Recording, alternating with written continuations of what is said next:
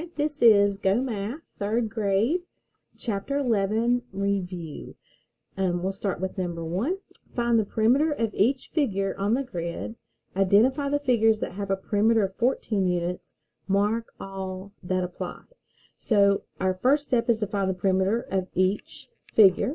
So this figure has 3 units across, 3 down.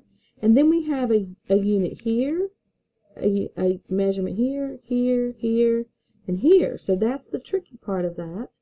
And then we have 3. So it's easy to find this 3 plus 3 plus 3 is 9, 10, 11, 12, 13, 14. So this one has a perimeter of 14 units, so we'll go ahead and mark that one. The next one, we're looking at the perimeter being the distance around.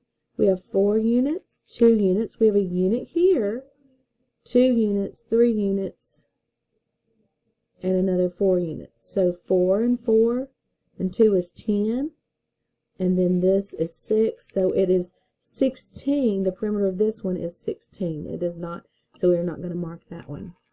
The next one, we have 3 units, 4 units, 1, a length of 3, a length of 2, and a length of 1. So when we start adding these, 4 and 4, and 1 and 3 is 4, and 4 is 8, 9, and we have 5 more, so that is 14. So the perimeter is 14 there.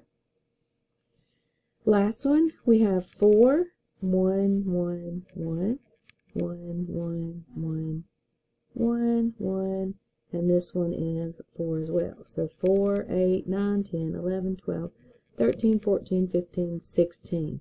So the perimeter here is 16. So our correct one, our ones that have a perimeter of 14 are A and C. Next, Kim wants to trim around a picture she drew. So trimming around the picture means that she is finding the perimeter. How many centimeters of trim does Kim need for the perimeter of the picture? So you have 6, 6, 6, and 6.